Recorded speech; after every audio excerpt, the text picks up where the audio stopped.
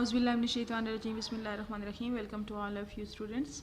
In this video we will discuss about some grammar topics which we were discussing before that, A, B, C, D, E of unit number 6, because we have done its translation as well as its question answers. So let's start with the topic.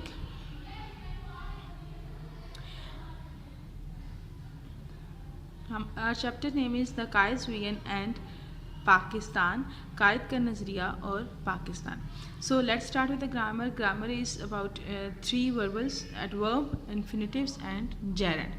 Adverb क्या होता है? ठीक है, a word that modifies the meaning of a verb. एक ऐसा लफ्ज़ जो कि तब्दीली पैदा कर देता है वर्ब के मायनों में, एडजेक्टिव के मायनों में या किसी दूसरे एडवर्ब के मायनों में, उसे एडवर्ब कहते हैं. Adverbs usually comes in the following position in a sentence. She was singing beautifully, जैसे एडवर्ब ऑफ मैनर है तो आखिर पे आया. At a concert adverb of place है. Last Sunday adverb of time है. देखिए, मैं कहूँ कि Ali is my brother and he is very nice person, ठीक है. अब इसमें कहीं पे एडवर्ब नहीं लगा हुआ, लेकिन अगर मैं कहूँ कि Ali is the very nice person, अब वेरी ने क्या किया, नाइस को ज़रा मोर जो है वो क्वालिफाई कर दिया या मॉडिफाई कर दिया. तो वेरी क्या है, यहाँ पे एडवर्ब है. तो एडवर्ब क्या करता है, वो एडजेक्टिव को भी क्वालिफाई करता है, ठीक है. मैं कहूँ कि he is coming today, he is coming quickly today, ठीक है. तो या कमिंग बिफोर टाइम टुडे, तो अब बिफोर या क्विकली यहाँ पे क्या है, ये एडवर्ब है जिसने वर्ब को क्वालिफाई कर दिया. तो इसी तरह से ये आपके पास एडवर्ब होता है. इन्फिनिटिव क्या है कि you are free to go to home your mosque, यानी अगर फर्स्ट फॉर्म के साथ टू लगा हो, या फर्स्ट फॉर्म को सिंपली कह लें कि फर्स्ट फॉर्म को इन्फिनिटिव कहते हैं. अगर उसके साथ टू लगा हो तो वो भी क्योंकि फर्स्ट फॉर्म के साथ ये मोस्ट कॉमन रूल है कि फर्स्ट फॉर्म के साथ हमेशा टू आता है, यानी टू के साथ हमेशा फर्स्ट फॉर्म आती है, ठीक है. जैसे कि अक्सर बच्चे मिस्टेक करते हैं कि टू के साथ कोई थर्ड या फोर्थ फॉर्म लगा देते हैं. तो टू के साथ हमेशा कौन सी फॉर्म आती है, फर्स्ट फॉर्म आती है. लेकिन अगर फर्स्ट फॉर्म के साथ टू नहीं आता फिर भी वो इन्फिनिटिव कंसिडर होगी. जैसे कि एग्जाम्पल से देखिए, you are free to go to your mosque, आप आज़ाद हैं कि आप मस्जिद में चले जाएँ. अब यहाँ पे टू गो जो है वो इन्फिनिटिव है. अक्सर बच्चे कंफ्यूज होंगे कि टू योर को भी कर दें, लेकिन टू गो ही हमारे पास इन्फिनिटिव है. उसके बाद है ही मेड पीपल वर्क, उसने लोगों को जो है वो काम करवाया. तो इसमें वर्क जो है ये इन्फिनिटिव है. उसके बाद है gerund. Gerund is the form of work. Gerund काम की वो हालत है विच एंड्स इन ING, यानी वर्ब की वो फॉर्म ऑफ वर्ब जो ING के साथ हो. अब फर्स्ट फॉर्म हो तो इन्फिनिटिव, अगर फर्स्ट फॉर्म ING हो तो वो जेरेंड. लेकिन वो काम किसका करे, फंक्शन एज अ नाउन, वो नाउन का काम करे. जैसे कि मैं कहूँ painting is good fun. Painting क्या है, एक एक्टिविटी का नाम है, सही है. तो नाम की हमने खुद बना लिया. पेंट बेसिकली एक वर्ड है, उसके साथ ING हमने लगाया, एक सुफिक्स लगा दी, ING लगा दिया, तो अब ये पेंटिंग बन गया और पेंटिंग एक नाउन का काम कर रहा है, तो ये जेरेंड कहलाएगा. लेकिन keep it in your mind that अगर ये यूँ आ जाए कि आई एम पेंटिंग, तो यहाँ पेंटिंग जेरेंड नहीं होगा, बिकॉज यहाँ पे जो पेंटिंग है वो वर्ब के तौर पर इस्तेमाल हुआ है. हेल्पिंग वर्ब के साथ आएगा तो वो वर्ब का काम करेगा, और अगर वो नाउन की जगह आ जाए, नाउन का काम करे, तो फिर वो जेरेंड होगा. सिर्फ ये निशानी रखना कि फर्स्ट फॉर्म के साथ ING है तो वो जेरेंड है, ये गलत होगा. उसके बाद नेक्स्ट है आई लाइक पेंटिंग, ठीक है.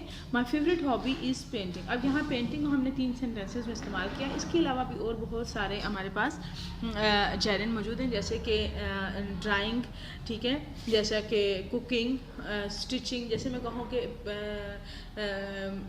रीडिंग इज़ माई पैशन, ठीक है, पढ़ना मेरी पैशन है. अब यहाँ पे रीडिंग एज अ नाउन आया, लेकिन अगर मैं कहूँ कि I am reading a book, तो यहाँ पे रीडिंग एज अ वर्ब आया है, ठीक है. तो बेसिक पर्पस ये है कि आपने निशानी यहाँ नहीं रखी, ठीक है, निशानी ये नहीं रखनी है कि ING यूज़ करें. आपने निशानी ये रखनी है कि आपने फर्स्ट फॉर्म के साथ ING का इस्तेमाल करना है, सही है. अभी हमने 3 चीज़ें डिस्कस की, कौन कौन सी, एक एडवर्ब, ठीक है, ये पार्ट्स ऑफ स्पीच में से है. इन्फिनिटिव और जेरेंड ये वर्बल्स में से हैं. इन्फिनिटिव क्या है, वर्ब की फर्स्ट फॉर्म, और अगर टू के साथ आए तो वो भी इन्फिनिटिव है, लेकिन अगर टू के बगैर आए तो वो बेयर इन्फिनिटिव. अब हम चौथी चीज़ डिस्कस करने जा रहे हैं, that is conditional sentence.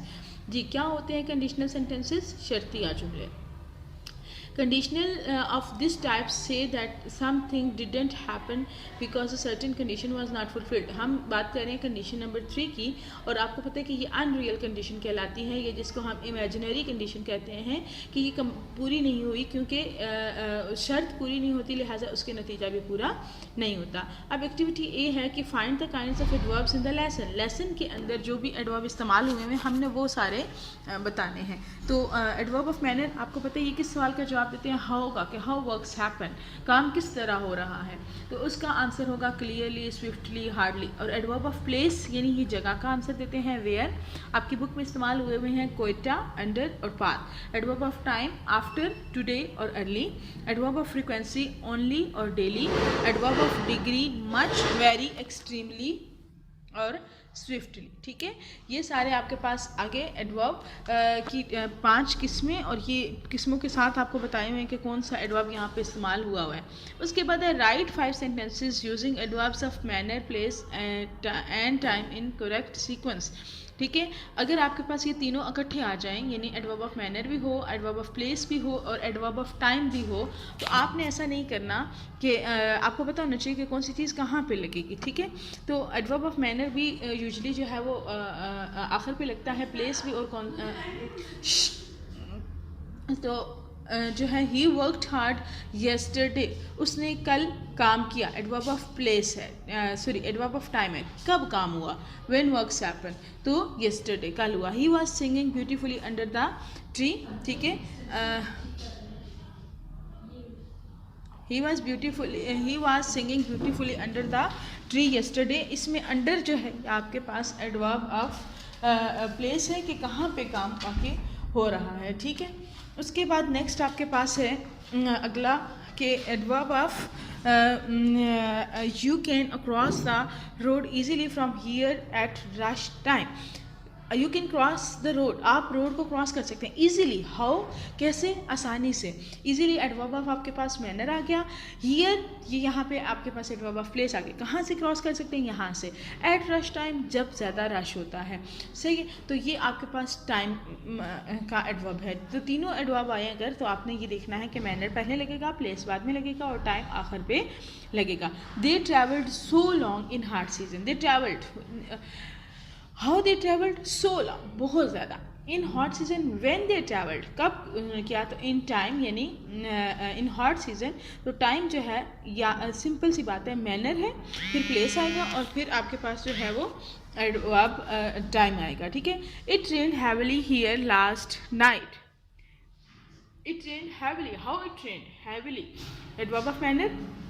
Here adverb of place and last night adverb of time. So again आपको सीक्वेंस पता चल गया कि heavily सबसे पहले adverb of manner आएगा, फिर place आएगा और फिर उसके बाद क्या आएगा आपके पास adverb of time आएगा. Next है make sentences using the following verbs followed by the infinitive.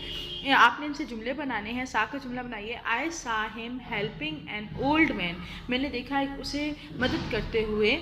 To cross the road, अब क्रॉस फर्स्ट फॉर्म है, उसके साथ टू लगा हुआ है. टू क्रॉस द रोड, ये इन्फिनेटिव लग गया. अच्छा, प्रॉमिस्ड का जुमला बनाइए. He promised to help me, उसने मेरी मदद करने का वादा किया है. टू हेल्प, सो ये इन्फिनेटिव है. Wanted, Shoaib is a wanted criminal to the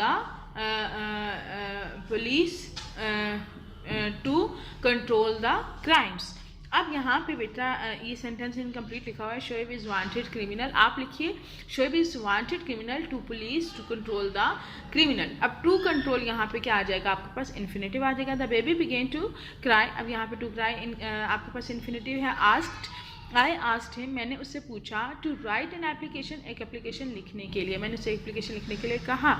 so to right यहाँ पे क्या है आपके पास, यहाँ पे अगेन ये एक इन्फिनेटिव है. Told, he told me to go the bank, उसने मुझे बताया कि मुझे बैंक जाना है. टू गो, टू के बाद अगेन फर्स्ट फॉर्म आ रही है. Decided, he has decided to appear in examination.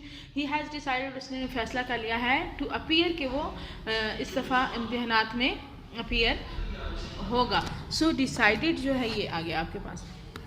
उसके बाद है complete these phrases by adding gerund and use them in the sentences. आप ये फ्रेजेस जो है इनको देखिए और इनको जुमलों में इस्तेमाल कीजिए। गुड एट टीचिंग, अच्छा लिखने में, she is good at teaching, English पढ़ाने में अच्छी है। Accused of stealing the book, किताबें चोरी करने का इल्ज़ाम। He is accused of stealing the books from shop, उसे दुकान से किताबें चोरी करने का उस पर इल्ज़ाम लगा हुआ है। Sad at losing, Ahmed is sad at losing the match, match lose करने पर अहमद उदास है। Tired of working hard, he is looking tired of working hard, ऐसा लग रहा है वो काम कर करके बहुत ज़्यादा थक गया है। कंप्लीट द फॉलोइंग कंडीशनल्स, ठीक है, आपने इन कंडीशनल सेंटेंसेस को पूरा करना है। जैसे कि हमने थर्ड कंडीशन की बात की, थर्ड कंडीशन का स्ट्रक्चर ये होता है कि इफ़ क्लास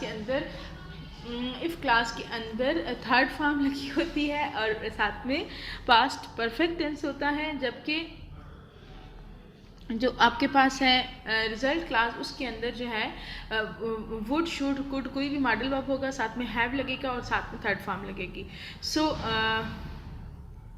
सो आपके पास जो है यहाँ पे